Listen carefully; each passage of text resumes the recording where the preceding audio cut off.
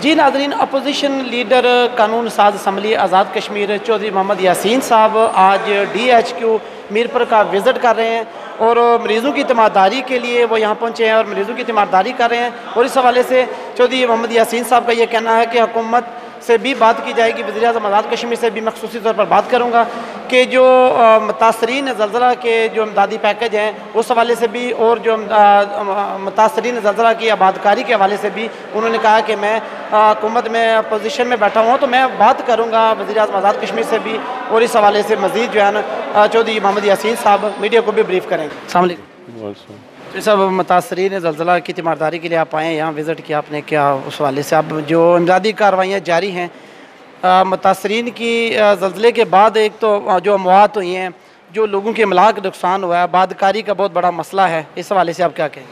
बिस्मिल्लाहिर्रहमानिर्रहीम। मैं ये समझता हूँ जी कि ये बड़ी कुदरती आफत आई है 14 साल बाद। 14 साल पहले 2005 में जो है वो मुज़फ़्फ़राबाद में एक बड़ा ज़लज़ला आया था और ग़ालिबन कल ही के दिन 8 तारीख को 8 अक्टूबर को 14 साल के बाद, तो वो पुरानी जो याद है इस ज़लज़ले ने भी ताज़ा कर दी है।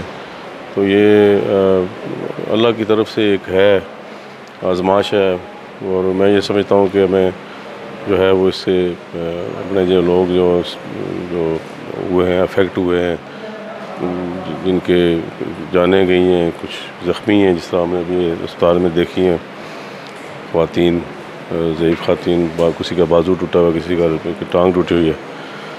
तो मेरी अभी कमिश्नर ऑफिस में ब्रीफिंग मुझे दी कमिश्नर साहब ने, तो वो ख़ासा जो है रिलीफ़ का काम जो है वो कह रहे हैं कि तेज़ी से हो रहा है। बाहर से कोई NGOs भी आ रही हैं, और जो फेडरल गवर्नमेंट के जो अदारे हैं, नेशनल डिज़ास्टर मैनेजमेंट है अथॉरिटी, वो भी इसमें लगे हुए हैं। तो मैं ख़ुद भी, चूँकि मैं कल ही अमेरिका से आया हूँ, तो मैं ख़ुद भी आज प्राइम मिनिस्टर से बात करूँगा और फेडरल जो मिनिस्टर हैं कश्मीर अफेयर के, उनसे भी बात करेंगे ताकि रिलीफ़ का काम जो है वो तेज़ किया जाए।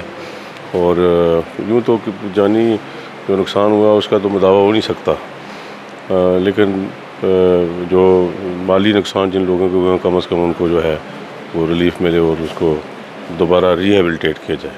जी साहब, आप असम्बली में बैठे हुए हैं, आपकी आवाज़ ज़्यादा पावर वाली है, आप जो है ना, आप वज़ीर-ए-आज़म आज़ाद कश्मीर को क्या पैगाम देंगे कि जो आबादकारी का मसला है, ये जैसे मैंने पहले आपको बताया कि बहुत सारे लोग ऐसे हैं जो जिनके घर मुकम्मल तौर पर तबाह हो चुके हैं, खासकर हल्का 4 में, हल्का 3 में भी बहुत ज़्यादा तबाही हुई है। तो इनकी आबादकारी के लिए हुकूमत जो फंड्स जो अनाउंस किए हैं, जो अमवात हुई हैं उन वाले से, तो बाकी जो है कि बहुत सारा नुकसान है। कमिश्नर साहब ने उसमें जो है वो अभी वो दाद शुमार इकट्ठे कर रहे हैं, और सर्वे टीमें जो हैं वो कह रहे हैं कि हमने 7 जोन्स में तकसीम किया है जितना को एक अफेक्टेड एरिया है। तो उनकी जो टीमें हैं वो मुख्तलिफ़ इदारों के सारे लोग मिला के, कोई इंजीनियर्स, कोई यूनिवर्सिटी के इंजीनियर्स, कोई जो PWD के हैं, कुछ जो पाकिस्तान से भी उन्होंने हायर किए हैं, तो वो कह रहे हैं कि हम सारा सर्वे कर रहे हैं और सर्वे मुकम्मल होने के बाद जो है फिर हम जो है वो गवर्नमेंट को बताएंगे कि ये हुआ है। तो यकीनन जो जिन लोगों के सारी जो टोटल बिल्डिंग्स जो है ख़त्म हो गई हैं, उन्हें डेफिनेटली जो है उनको रिलीफ मिलेगा, उनको कंपनसेट किया जाएगा।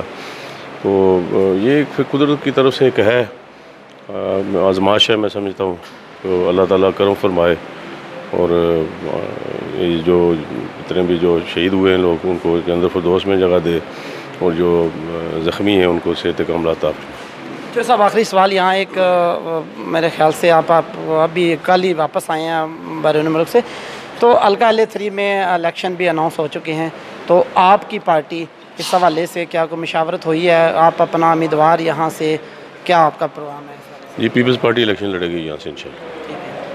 आपका उम्मीदवार अभी तक फाइनल हुआ? उम्मीदवार अभी एप्लीकेशनें वो कॉल कर रही है पार्टी, जो पार्लियामेंट्री बोर्ड है, तो वो सब कैंडिडेट्स को जो है वो उनको इंटरव्यू करके फ़ैसला किया जाएगा, और इंशाल्लाह बेहतर होगा। हाँ, इंशाल्लाह स्ट्रॉन्ग कैंडिडेट देंगे आपको।